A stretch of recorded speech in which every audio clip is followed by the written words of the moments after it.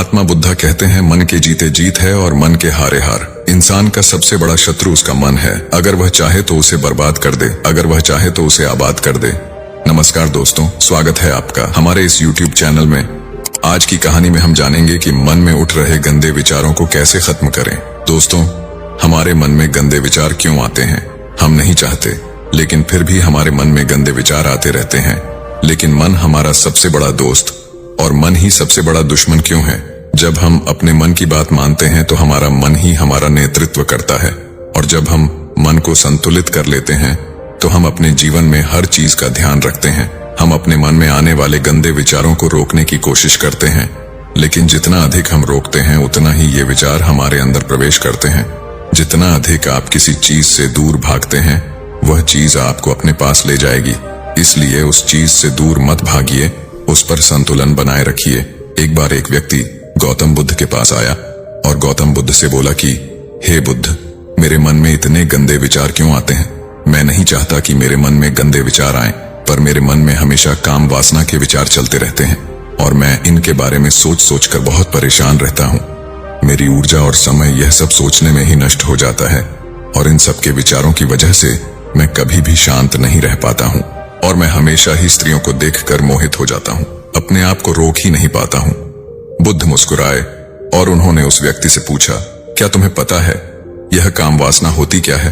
फिर उस व्यक्ति ने उत्तर दिया और कहा, बुद्ध, मैं यह तो नहीं जानता कि काम वासना होती क्या है, पर हाँ, ये जो भी है बहुत बुरी चीज है। फिर बुद्ध ने उस व्यक्ति से कहा कि सबसे पहले तो तुम्हें यह समझना है कि प्राकृतिक रूप से जो भी चीज हमारे अंदर है वह बुरी नहीं है। हमारे जीवन में उसकी कुछ ना कुछ जरूरत है। वासना कोई बुरी बात नहीं है। यह तो हमारे मन की एक भावना है जो हमें किसी न किसी चीज की कमी का एहसास करवाती है, और फिर हम उस चीज को पाने के लिए उस चीज की तरफ आकर्षित हो जाते हैं। जैसे अगर तुम्हारे पास धन की कमी है तो तुम्हें धन पाने की वासना उत्पन्न हो जाएगी।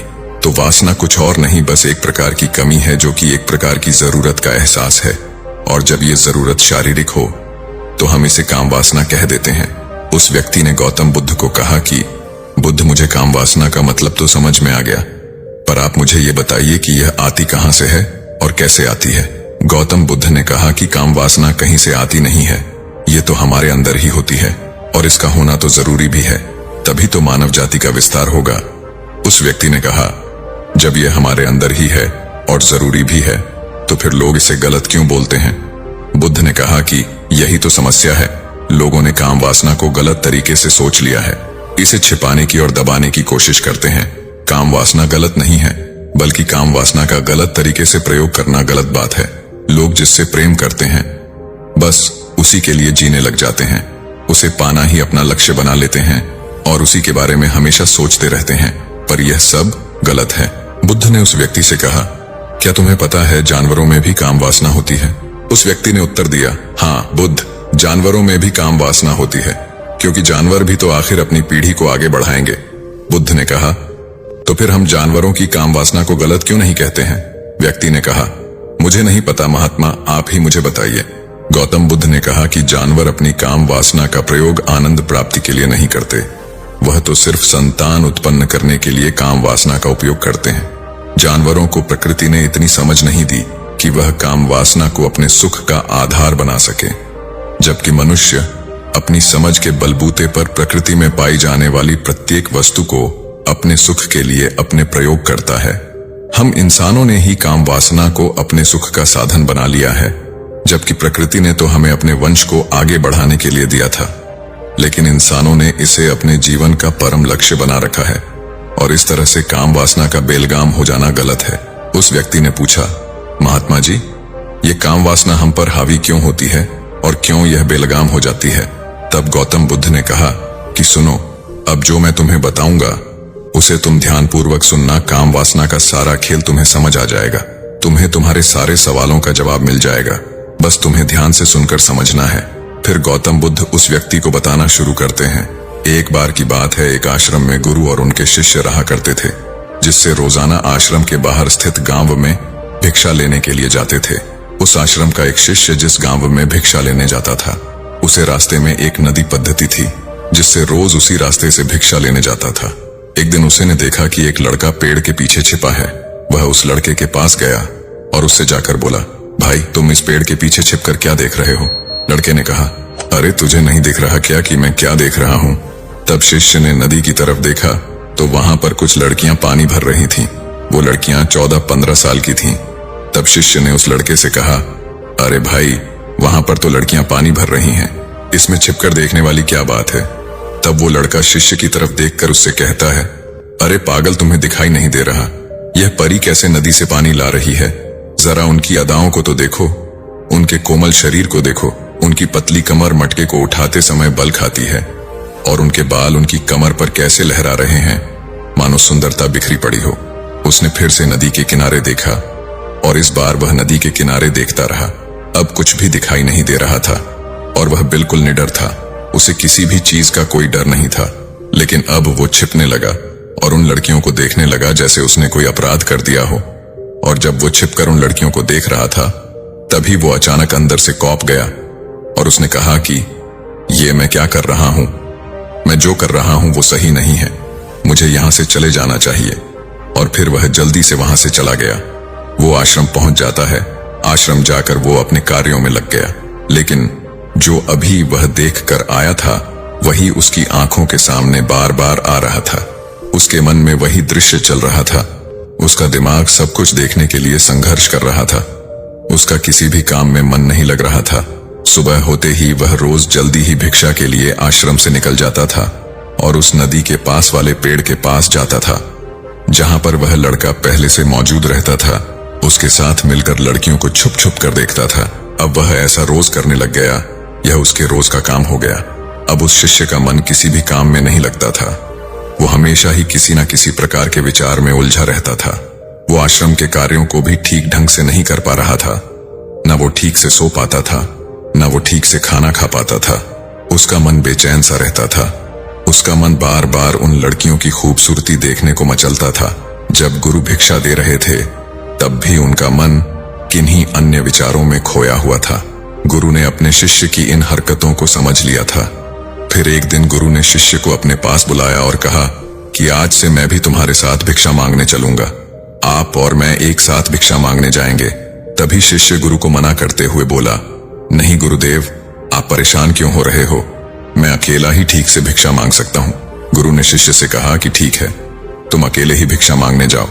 जिससे वह तुरंत भिक्षा मांगने निकल पड़ा। सभी लोग उसे देखने के लिए उसके पीछे पीछे चलने लगे। थोड़ी दूर जाने पर गुरु ने देखा कि उनका शिष्य एक अपराधी की तरह एक लड़के के साथ पेड़ के पीछे छिपा हुआ है और छिपकर कुछ देख रहा है। गुरु भी अपने शिष्य के पीछे जाकर खड़े हो गए। उसका शिष्य क्या देख रहा है जिसे देखने के लिए वह एक अपराधी की तरह पेड़ के पीछे छिपा हुआ है? गुरु ने देखा कि उसका शिष्य पेड़ के पीछे छिपकर नदी से पानी ले रही लड़कियों को देख रहा है।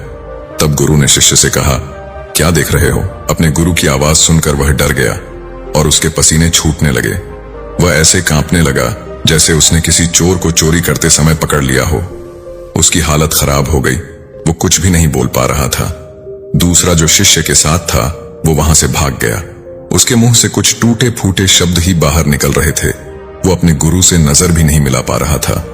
गुरु ने शिष्य की तरफ देखा और कहा कि मेरा शिष्य तो निर्भय था, उसे तो किसी भी चीज का डर नहीं था, लेकिन ये क्या, तुम तो भय के मारे कांप रहे हो।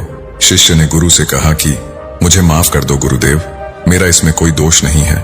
उस लड़के ने मुझे बहका दिया था, लेकिन आपसे मैं वादा करता हूं कि आज के बाद मैं ऐसा कभी दोबारा नहीं करूंगा। मुझे माफ कर दो गुरुदेव। गुरु ने शिष्य से कहा कि कोई बात नहीं, पर इस बात का तुम ध्यान रखना कि हम जैसी संगति करते हैं वैसा ही फल हमें प्राप्त होता है। हम जैसी संगति करते हैं उसके विचार हमारे अंदर प्रवेश करते हैं। इसीलिए अच्छी संगति करो जिससे तुम्हारे अंदर अच्छे विचारों का प्रवेश हो। फिर गुरु और शिष्य आश्रम लौट आए और फिर से शिष्य आश्रम के कार्यों पर ध्यान देने लगा। उसने उस रास्ते को छोड़ दिया और दूसरे रास्ते से जाने लगा। वो अपने काम को ध्यान से करने लगा, लेकिन धीरे धीरे उसके अंदर क्रोध उत्पन्न हो गया और फिर वो दूसरे शिष्यों पर क्रोध करने लगा और बेचैन रहने लग गया। अब वो सही समय पर भोजन भी नहीं करता था। वो भोजन भी बहुत कम खाता था। एक रात गुरु शिष्य के पास आए और उससे बोले कि अब तक तुमने कितनी बार अपना वादा तोड़ दिया। यह सुनकर शिष्य अपने गुरु के चरणों में गिर गया और रोने लगा। रोते रोते ही उसने गुरु से कहा कि गुरुदेव, मैं कई बार अपना वादा तोड़ चुका हूं। फिर मैं वादा करता हूं, लेकिन हर बार जब मैं वादा तोड़ देता हूं तो मेरा मन मेरे वश में नहीं रहता। मैं बहुत कोशिश करता हूं कि अपने मन से सारे बुरे विचार निकाल दूं, लेकिन चाहकर भी मैं ऐसा नहीं कर पाता। फिर गुरु ने शिष्य को कहा कि चलो मेरे साथ। गुरु शिष्य को आश्रम के बगीचे में लेकर गए और शिष्य से कहा कि देखो, यहाँ पर कुछ नाली बनी हुई है जिससे नदी का पानी इन पौधों तक आ रहा है और यह पानी निरंतर गति से आगे बढ़ रहा है। क्या तुम इस पानी के बहाव को रोक सकते हो? शिष्य ने कहा कि हाँ गुरुदेव, मैं इस बहाव को रोक सकता हूं। फिर शिष्य ने मिट्टी उठाकर उस नाली में रख दी तो पानी थोड़ी देर के लिए रुक गया और फिर थोड़ी देर बाद उस मिट्टी के ऊपर से पानी बहने लगा। गुरु ने शिष्य से कहा, अरे ये क्या, ये तो पानी रुका ही नहीं। फिर से शिष्य ने कुछ कंकर पत्थर उठाकर उस नाली में रख दिए और फिर थोड़ी देर के लिए पानी रुक गया, लेकिन फिर थोड़ी देर बाद ही उन कंकड़ पत्थर के ऊपर से पानी निकल आया। फिर गुरु ने कहा कि शिष्य, यह क्या हुआ? पानी तो फिर से बहने लग गया। तुम तो बोल रहे थे कि तुम इसे रोक दोगे। क्या हम किसी काम को रोकना चाहे तो क्या हम उसे रोक नहीं सकते हैं? तब शिष्य ने कहा, कोई बात नहीं गुरुदेव, मैं इस पानी को तो आपको रोक के दिखाऊंगा। शिष्य फिर से एक बड़ा सा पत्थर लेकर आया और उस नाली पर रख दिया और पानी रुक गया। तब गुरु से कहा कि देखा गुरुदेव, मैंने कहा था ना कि पानी को मैं रोक दूंगा। मैंने पानी को रोक दिखाया। आपकी बात मैंने पूरी कर दी। गुरु मुस्कुराए और बोले, अच्छा जरा ध्यान से देखो, पानी रुक गया क्या? वो तो पीछे की नाली तोड़कर बाहर निकल गया और अगल बगल से बह रहा है। और ध्यान से देखो, इस पत्थर के आगे भी आ गया और ये पानी अपना रास्ता बदलकर फिर से आगे की तरफ जाएगा। और फिर थोड़ी देर बाद ऐसा ही हुआ। फिर गुरु ने शिष्य को समझाया कि तुम्हारे साथ भी तो ऐसा ही चल रहा है। तुम बार बार प्रयास कर रहे हो, बड़े से बड़ा प्रयास कर रहे हो, पर हर बार तुम्हारा प्रयास टूट रहा है और यह हमेशा टूटता ही रहेगा। तुम कितना भी बड़ा पत्थर रख लो, लेकिन पानी तो अपना रास्ता बना ही लेगा। ये सब देखकर शिष्य ने गुरु से कहा कि ही गुरुदेव, क्या कोई तरीका नहीं है जिससे मैं गंदे विचारों से बाहर निकल सकूं और यह मेरे मन में आए ही ना? गुरु शिष्य को एक नदी के पास ले गए जहां से उस बगीचे में पानी जा रहा था। गुरु ने शिष्य से कहा, वो पानी इसी नदी से जा रहा है। अगर हम यहीं से उस रास्ते को बंद कर दें जहां से पानी बगीचे में जा रहा है, तब क्या हम पानी को रोक नहीं सकते? शिष्य ने कहा कि हाँ गुरुदेव, अवश्य ऐसा हो सकता है। मैं इस पानी को यहीं से बंद कर देता हूं, तब आगे की नाली में पानी जाएगा ही नहीं और फिर बगीचे में पानी जाएगा ही नहीं। फिर शिष्य नदी से जाने वाले रास्ते को बहुत मेहनत करके पत्थर और मिट्टी डालकर बंद कर दिया और गुरु से कहा कि गुरुदेव, मैंने पानी को बंद कर दिया है, अब यह पानी बगीचे में जाएगा ही नहीं। तब गुरु ने कहा, शिष्य, अगर पानी बगीचे में नहीं जाएगा तो पेड़ पौधों को पानी कहां से मिलेगा? उन पेड़ पौधों को तो पानी की आवश्यकता है और उन पेड़ पौधों में कुछ पेड़ पौधे तो ऐसे हैं जिनको रोज पानी की आवश्यकता है। वह तो मुरझाकर सूख ही जाएंगे, उनका क्या होगा? पानी तो हमें खोलना ही होगा। शिष्य ने गुरु की बात सुनकर वापस नदी से जाने वाले पानी का रास्ता खोल दिया। तब गुरु ने शिष्य से पूछा, शिष्य, अगर हम इस नदी के पूरे पानी को बगीचे की तरफ मोड़ दें तो क्या होगा? तब शिष्य ने जवाब दिया कि गुरुदेव, वहां पर जितने भी पेड़ पौधे हैं वो गलकर नष्ट हो जाएंगे, वहां पर कुछ नहीं बचेगा। फिर गुरु मुस्कुराए और बोले, तुम इस बात को समझो कि हमें किसी भी चीज को रोकना नहीं है, बस हमें हमेशा संतुलन बनाए रखना है। कम पानी से भी पौधे नष्ट होते हैं और ज्यादा पानी से भी पौधे नष्ट होते हैं। हमारा जीवन संतुलन से ही चलता है। गुरु ने शिष्य से कहा कि अगर मैं तुम्हें कुछ कहूं कि तुम आम के बारे में मत सोचो, तो तुम्हारे मन में सबसे पहले किसका चित्र आएगा? शिष्य ने कहा कि गुरुदेव, मेरे मन में तो पहला चित्र आम का ही आएगा। गुरु ने कहा कि जब हम गंदे विचारों को जबरदस्ती रोकने का प्रयास करते हैं तो वह और मजबूती के साथ हमारे अंदर प्रवेश करते हैं, हमारे अंदर उठते हैं। इसलिए हमें उन्हें कभी भी दबाने की कोशिश नहीं करनी चाहिए। तब गुरु शिष्य के पास गए और बोले कि बुरे लोगों की संगति के कारण भी हमारे अंदर गंदे विचार आते हैं। कभी कभी ऐसा होता है कि हमारे अंदर कामुकता नहीं होती, लेकिन कुछ अश्लील लोगों के साथ रहने के कारण वह हम पर हावी हो जाती है। तब शिष्य ने कहा कि गुरुदेव, आप सही कह रहे हैं, मैं अपने लक्ष्य से भटक गया था। तब वह शिष्य रात को बहुत शांति से सोया, सुबह पूरे मन से अपना काम किया और फिर सुबह वही भिक्षा लेने चला गया जहां वह लड़का आज भी पेड़ के पीछे छुपकर उन लड़कियों को देख रहा था। वो शिष्य नदी पर गया जहां वह लड़कियां पानी भर रही थीं। उसने उन लड़कियों से पानी मांगा। उन लड़कियों में से एक लड़की ने उसे पानी पिलाया और उस सन्यासी शिष्य के चरण छुए। शिष्य ने उसे आशीर्वाद दिया कि तुम्हारा कल्याण हो। शिष्य का मन सकारात्मक ऊर्जा से भर गया। उसके चेहरे पर मुस्कान आ गई थी, जैसे उसे कोई खोई हुई चीज वापस मिल गई हो। वह अपने रास्ते पर वापस जाने लगा। तभी पीछे से वह लड़का आया जो पेड़ के पीछे छिपा था। वह शिष्य के पास आया और बोला कि क्या बात है, आज तो तुमने करीब से देखा है, आप तो मुझसे आगे निकल गए। तब शिष्य ने कहा कि हम हमेशा दूसरे के दर्शन करने में ही व्यस्त रहते हैं, अपने दर्शन कर ही नहीं पाते। तुम कब तक इस पेड़ के पीछे छुपते रहोगे? किसी को पसंद कर लो, उससे बोल दो। अगर वो भी तुम्हें पसंद करती है तो शादी कर लो, और उससे पहले तुम कुछ बन जाओ। अपने आप को पहचान लो। ऐसे अपना समय बर्बाद मत करो। फिर वह लड़का रोज उस शिष्य से मिलने लगा और उस लड़के ने नदी पर जाना छोड़ दिया। और फिर वो लड़का अपने जीवन में कुछ बनने के लिए संघर्ष करने लगा। तो तुमने देखा संगति का असर क्या होता है।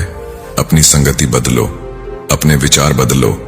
बुद्ध ने उस व्यक्ति से पूछा कि क्या तुम्हें तुम्हारे सारे सवालों का जवाब मिल गया? तब उस व्यक्ति ने कहा कि हाँ महात्मा जी, आपका बहुत बहुत धन्यवाद।